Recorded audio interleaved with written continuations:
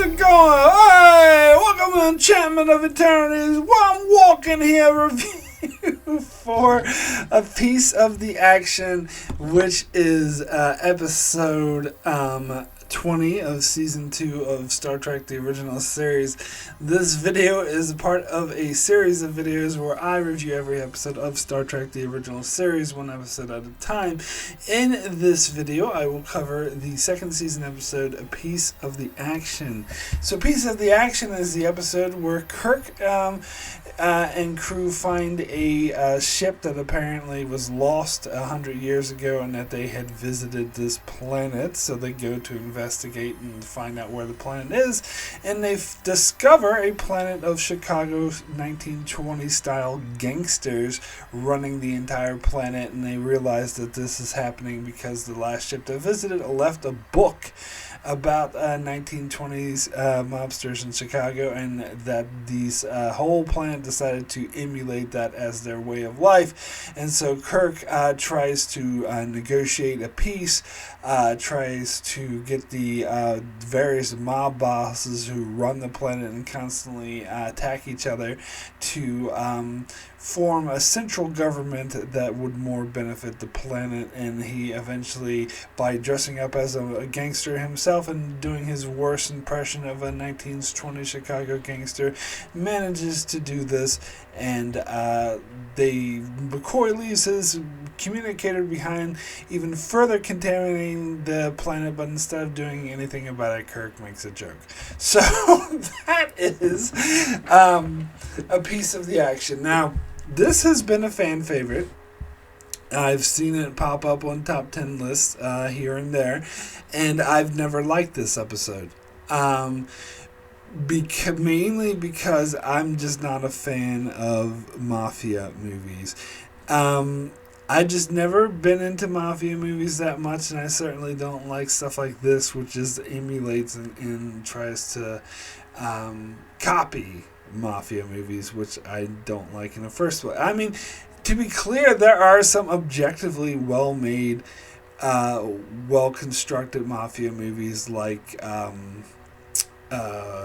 was that Scorsese, Goodfellas, and The Godfather, but it's just not my cup of tea. I'm just not into those kind of movies.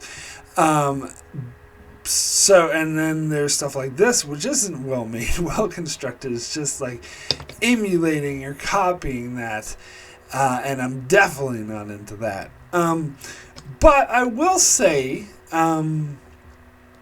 I was looking forward to watching this episode because it is kind of fun and it is a lighthearted episode. But that being said, when I actually did rewatch it, I wasn't as gratified as I thought it would be, because a lot of the issues with it just kept propping up. And the main reason why is it's not as funny as I remember. And here's the thing, and I've talked about this before, I don't like the original series comedy episodes. I don't think comedy in Star Trek is that good of an idea, and it rarely works. But especially the original series, because I'm just not into 60s humor. That is intentional comedy. There's some unintentional comedy like Spock's Brain that I do like, or freaking Savage Curtain. But as far as intentional comedies go, yeah, I'm not that huge of a fan of the original series, and so another reason why I didn't really like this episode. And there are, a few moments that I find fun or interesting, such as Kirk getting the different mobsters together and talking like, "Hey, I'm the boss, the feds are moving in." I thought that was an interesting resolution to this dilemma. But a lot of the specific jokes, I just hated, just rolled my eyes, or just thought that were just not amusing at all. Particularly the one that stands out to me is the joke where Kirk is a bad driver. He tries to drive a car and she goes, and Spock is giving him shit about it and how he doesn't want to ride with him because it's too dangerous. Like, I didn't find that funny at all. It's obvious that it was meant to be funny. And the whole thing with, like, the little kid who helped Kirk distract the guards so he could get in there was also annoying. And plus, like, the plot of this episode doesn't really make any sense. Kirk and Spock and McCoy just keep getting captured by the mobsters again. And in fact, Kirk, when he goes to capture Krakow, is in fact captured by Krakow, but then all of a sudden Krakow's doing what Kirk wants anyway. So it's like, it seems like the plot points or the things that happen in this episode don't actually have any consequences, and the plot just unfolds how the plot wants to unfold, and actions don't really have consequences in this episode.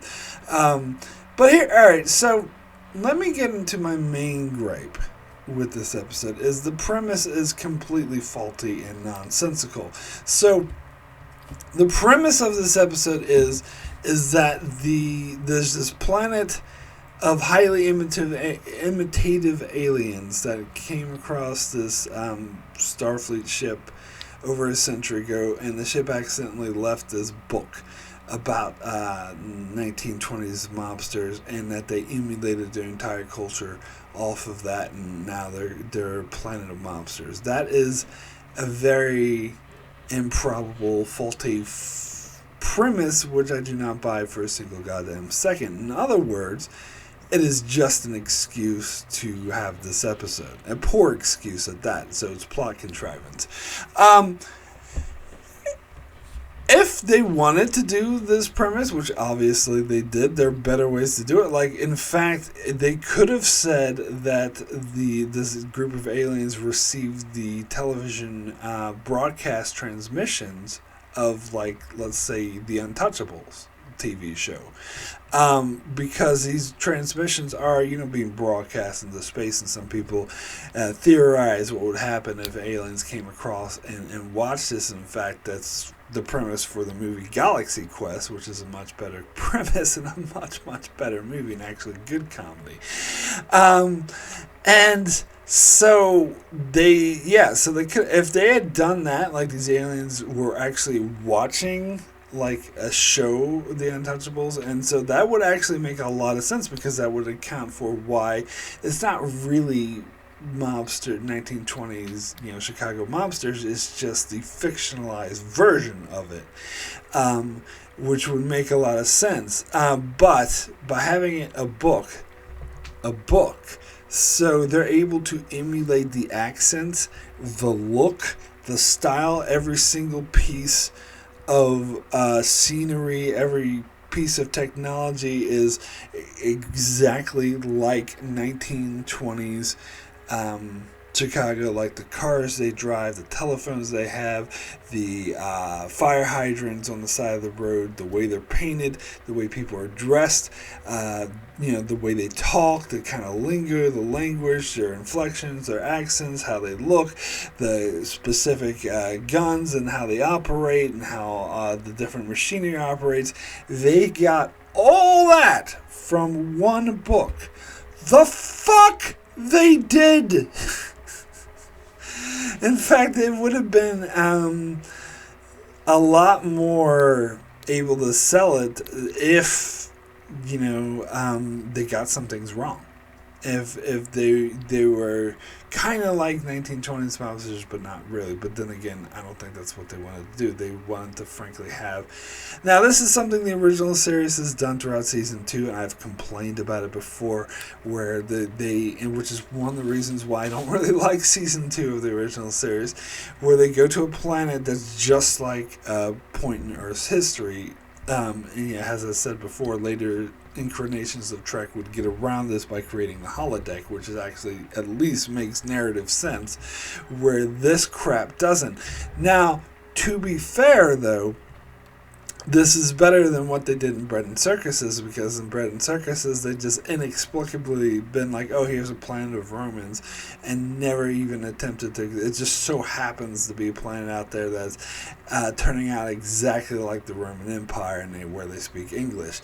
Here, at least, they do come up with an excuse. Oh, there's this book, this other starship left behind. But as I said, it's a very flimsy, nonsensical excuse, so it's only marginally better. And why did they choose this one book to emulate the whole culture on?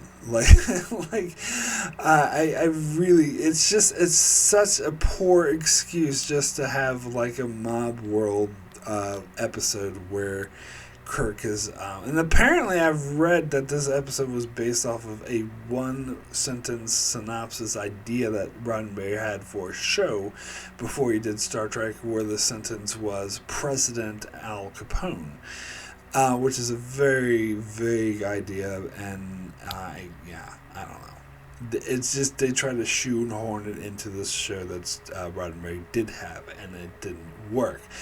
Now, to be fair, there are other episodes of future iterations of Star Trek where they do have a very weak, contrived premise, and or that I enjoy more. Like the one that comes to mind is the Voyager episode Bride of Chaotica, which also has a ridiculous... Now, it's not one of my favorite episodes, but I do find it funny. It's one of the rare comedies of Star Trek I do like, and I do find the comedy works, and so I get a lot of enjoyment out of watching it. But the premise is very flimsy and very contrived, which I got more detail into when I talked about that episode. I won't bring it up again, but the whole plot device, the way they have this episode about... this 1940s schlock thing is completely nonsensical and very contrived. But I guess, and this comes more into taste, I suppose, because I would be more interested in a parody of 40s schlock sci-fi than I would about 20s mafia. It's just the subject I'm less interested in, but the larger point is I actually find the humor works in that episode. As I said, I actually find it funny, where I don't find the shit they do in this episode funny, and so I'm willing to give that leeway for a contrived idea a bit more if it's an episode I enjoy, to be fair, just to be fair. But that leeway only gets us so far. I'm not going to call it one of the best episodes of the show. It's a decent episode at best, but certainly not better. The fact that it's so contrived and they had an idea they wanted to do, so they just come up with some bullshit that actually doesn't make sense in order to do that idea, does hold that episode back from being any decent. So, in other words, let's leave my bias towards the Mafia and the fact my particular sense of humor does not, align with this episode. Leave that aside. The fact that this episode is so contrived would prevent me from considering this episode one of the best of the show. Even if I did enjoy it, even if I got enjoyment out of it and I liked watching it, I still could not consider this one of the best episodes of the show because the plot's so goddamn contrived. and so that's why I'm really disagree with those who would put this in their top tens. I think the fact that it is just a big ball of nonsense and they just came up with a BS excuse to do this mobster thing disqualifies it from being considered one of the best of the show. Now, so some of the specific jokes that really bothered me, like the whole way that people talking like Kirk emulating the mobsters and the way he's trying to get Spock to say right or check and he says the wrong thing at the wrong time. Like, this kind of comedic timing actually doesn't work for me. This is an example of something that was done way better in Star Trek IV: The Voyage Home, one of the few rare examples of great comedy in Star Trek, where that comedic timing chop between Kirk and Spock worked. Where here, it just seems a bit forced and, as I said, not funny.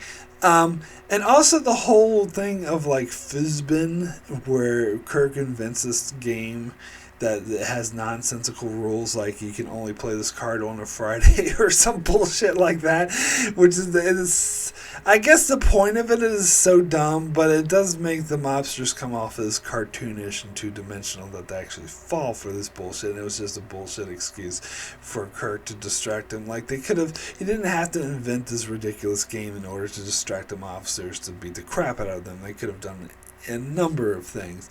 And so so that's kind of unforgivable. I think that's like absolutely dumb. And the way that as I talked about, the way that Kirk is like trying to talk like a mobster, and Scotty's like, "What, sir? I don't understand. I don't get it." And Kirk has to, explain it, like translate it to him. Like, I didn't find that amusing at all. I'm sorry, and some people must have if they love this episode so much, but I thought it was dumb, personally. I know you might say I'm a stick in the mud or whatever, but yeah, that just simply didn't work for me.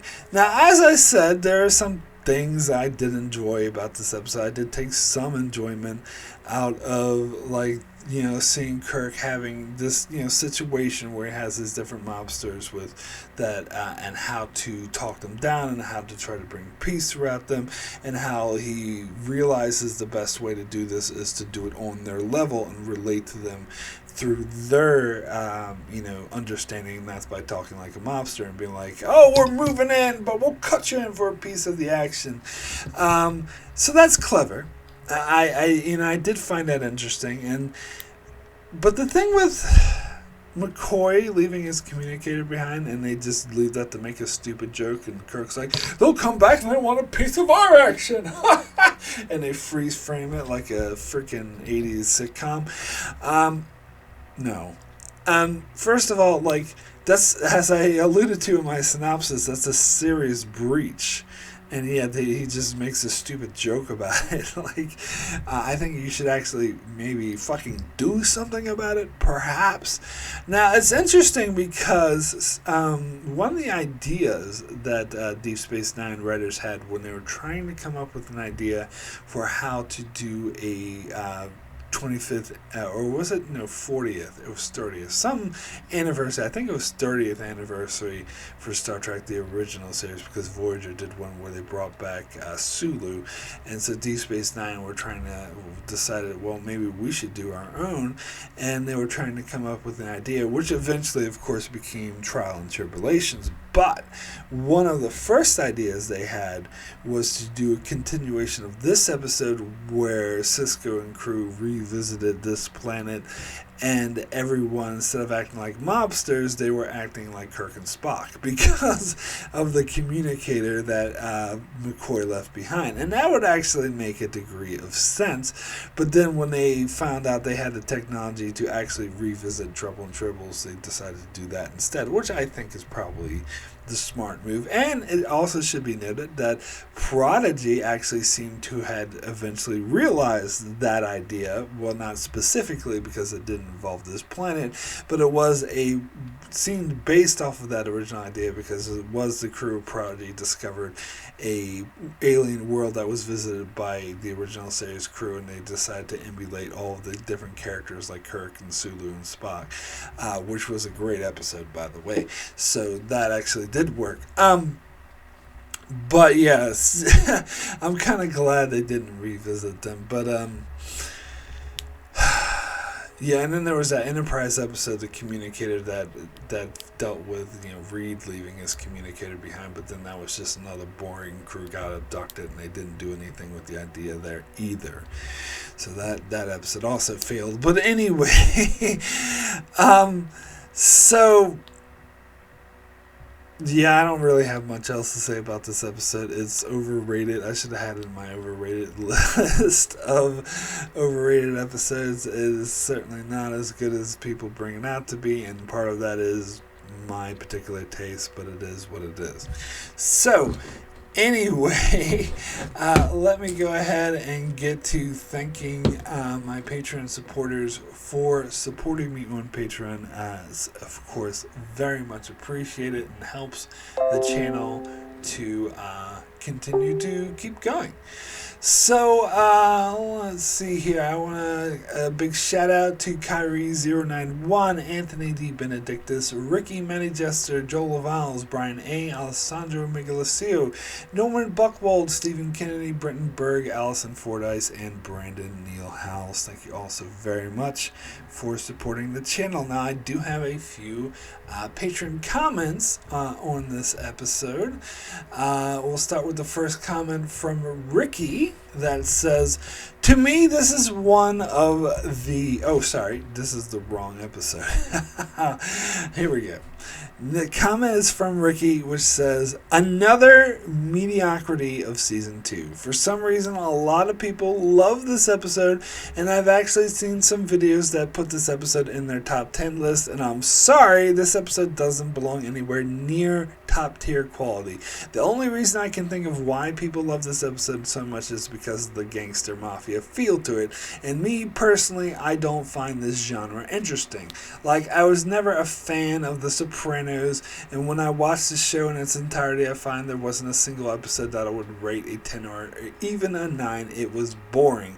And yet, a lot of people say it's one of the greatest shows of all time. I bring this up because I don't understand why, when a story has something to do with mobsters, people think it's a masterpiece. The only one that I can say is a truly great is Reservoir Dogs, but that's it. So this is boring, and the whole civilization being influenced by one book was dumb. I could never get into it. Again, not one of the worst episodes of TOS, as I found certain scenes comedic, but that's it. So my rating is a 3 out of 10. I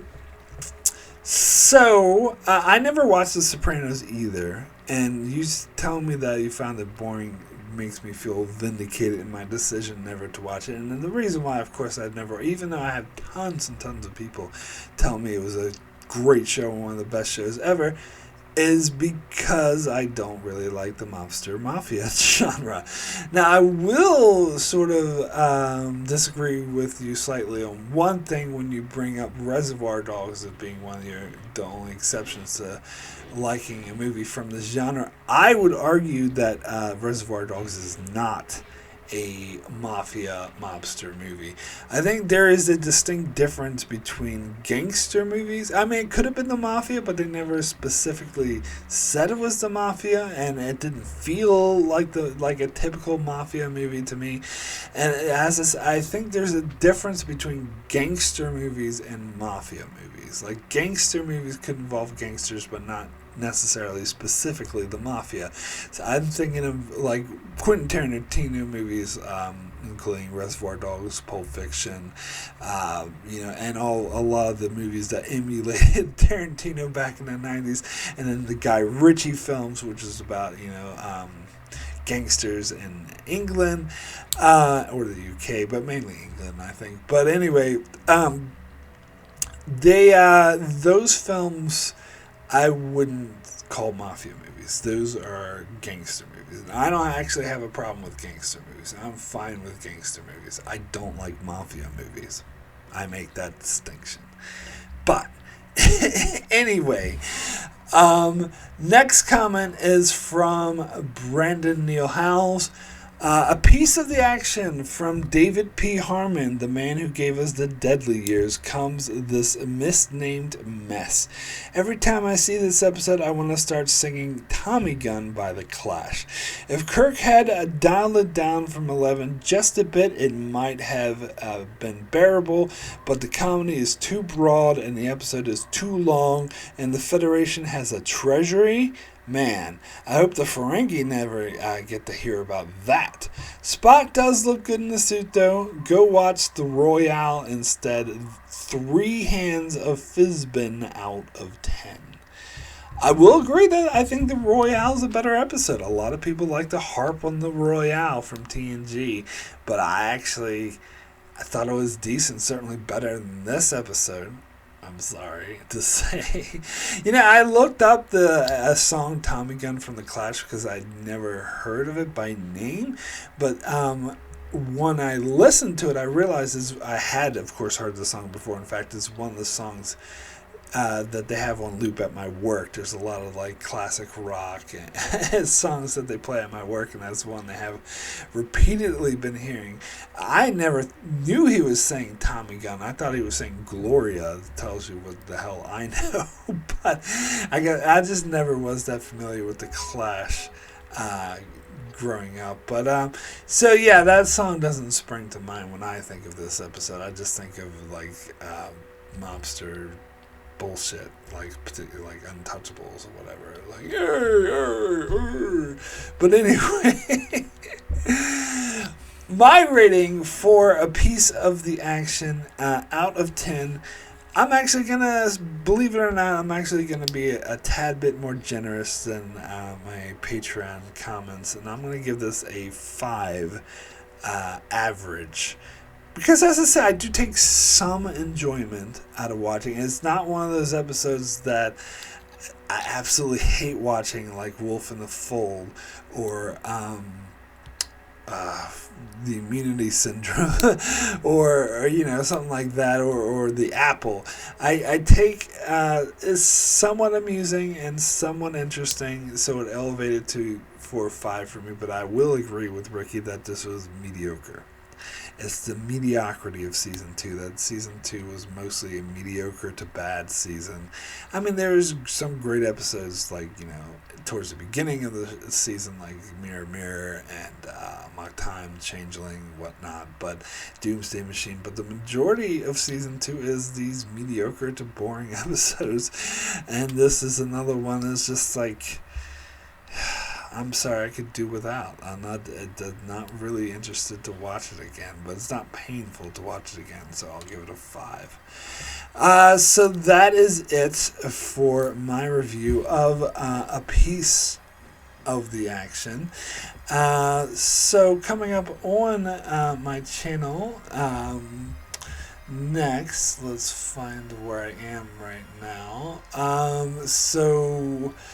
Thursday, of course, my review for the latest episode of Picard, and Saturday will be a review for another TOS episode by any other name. And then the following Monday, I'll return with another TOS episode with Return to Tomorrow.